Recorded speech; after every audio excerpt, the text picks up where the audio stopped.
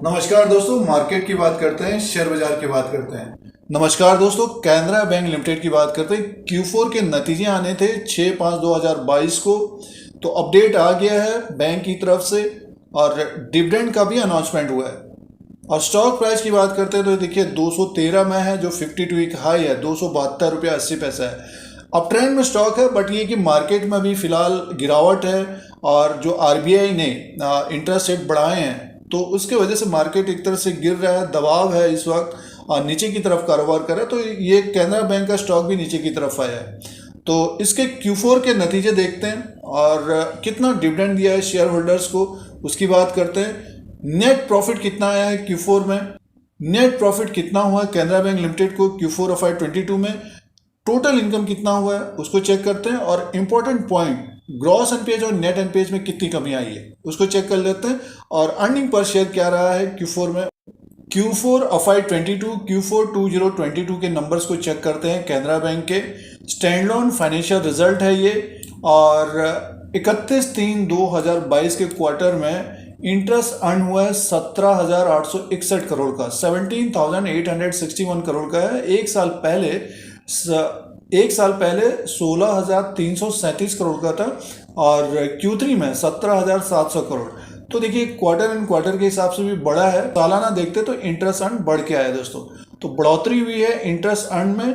और other income को plus करके देखते हैं और टोटल इनकम की बात करते हैं कैनरा बैंक का Q4 में कितना आया है। तो देखिए टोटल इनकम को देखते हैं तो 22,323 करोड़ का है, 22,323 करोड़ का टोटल इनकम है कैनरा बैंक का Q4 का। और एक साल पहले 21,040 करोड़ का था और Q3 में 21,312 करोड़, तो बढ़कर टोटल इनकम आया है। और आगे की तरफ चलते हैं, एक्सपेंसेस की बात करते हैं। टोटल एक्सपेंसेस देखिए 16,121 करोड़, 16,121 करोड़ का है।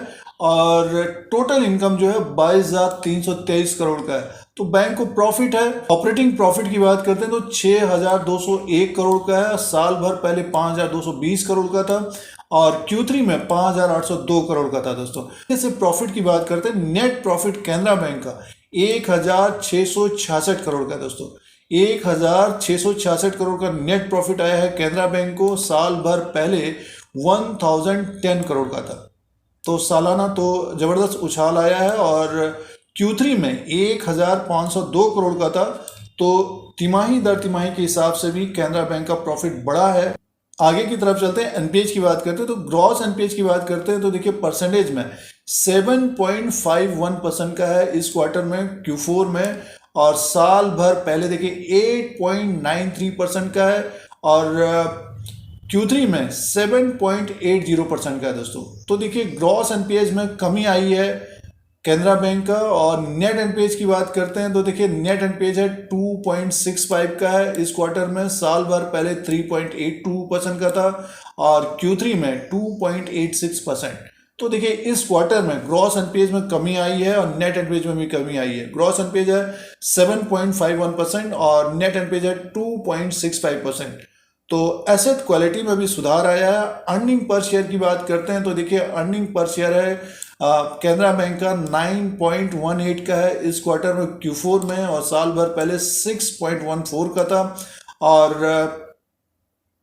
Q3 में 8.28 का है। तो कैनरा बैंक ने Q4 के जो नतीजे पेश किए हैं, बढ़िया नतीजे पेश किए हैं। प्रॉफिट सालाना बढ़कर आया है और टोटल इनकम कैनरा बैंक का 22,323 करोड़ का है। तो बढ़िया नतीजे पेश किए हैं कैनरा बैंक लिमिटेड ने। अब दोस्तों डिविडेंड की बात करते हैं तो कैनरा बैंक ने Q4 के नतीजों के साथ 6 रुपया 50 पैसा, 6 rupees 50 paisa per equity share के हिसाब से डिविडेंड डिक्लेयर किया है।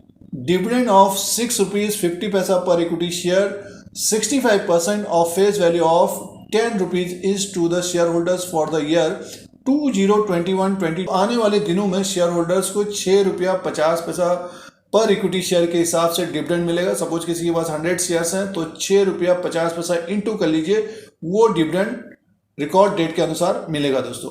तो कैनरा बैंक ने बढ़िया नतीजे पेश किए हैं, एसेट क्वालिटी में सुधार आया है। तो दोस्तों Q4 के जो नतीजे पेश किए हैं कैनरा बैंक ने, बढ़िया नतीजे पेश किए हैं, साथ में 6 रुपया पर इक्विटी शेयर के हिसाब से डिविडेंड भी दिया है। दोस्तों शेयर प्राइस के अनुसार बात कर लेते हैं। कैनरा बैंक लिमिटेड का स्टॉक प्राइस 6/5/2022 को 213 रुपये में है और नतीजे देखें हम लोगों ने तो बढ़िया नतीजे पेश किए हैं और शेयर होल्डर्स को डिविडेंड भी मिलेगा आने वाले दिनों में। बट की स्टॉक प्राइस में गिरावट आई है 272.80 इसका 52 वीक हाई है दोस्तों। 272.80 इसका 52 वीक हाई है। ऊपर की तरफ ही ये कारोबार कर रहा था 230 से 240 के बीच। और इससे पहले भी आपको याद होगा ये 7 मार्च 2022 को ये नीचे की तरफ आया था 200 के आसपास। तो एक तेजी बनी, ऊपर की तरफ गया ये लगभग 250 के आसपास, फिर से एक तरह से स्टॉक नीचे की तरफ। तो कहने का मीन्स है कि 200 के आसपास इसमें बाइंग आनी चाहिए और स्टॉक घूमना चाहिए। अगर उससे नीचे भी स्टॉक दिखता है, अगर दिखता है तो ये पीएसयू बैंक को देखना चाहिए, कैनरा बैंक लिमिटेड को देखना चाहिए, जिनके पास समय है, जो ट्रेडिंग कर रहे हैं। तो बगैर स्टॉप लॉस के कारोबार नहीं करना चाहिए क्योंकि काफी वोलेटाइल मार्केट चल रहा है। तो फिलहाल कैनरा बैंक की बात कर रहे हैं तो कैनरा बैंक का स्टॉक 213-214 के आसपास है, जो ऊपरी लेवल पे ट्रैप हुए हैं या फिर फंस गए हैं। हमारे अनुसार होल्ड करना चाहिए स्टॉक को। नीचे की तरफ जैसे कि स्टॉक आया, अगर कोई लेना चाहते हैं तो डेफिनेटली स्टॉक को देखना चाहिए। फिलहाल Q4 के नतीजे कैनरा बैंक लिमिटेड के बढ़िया नतीजे पेश किए हैं कैनरा बैंक ने और साथ में डिविडेंड भी दिया गया है। स्टॉक प्राइस नीचे की तरफ है, तो अपने अनुसार जिनके पास समय है तो स्टॉक को देखना भी चाहिए दोस्तों। YouTube channel India Dheeraj Singh के स्टॉक्स को देखने के लिए सब्सक्राइब, बेल आइकन को प्रेस करें। नए नए वीडियोस देखने के लिए, स्टॉक मार्केट की जानकारी के लिए। धन्यवाद।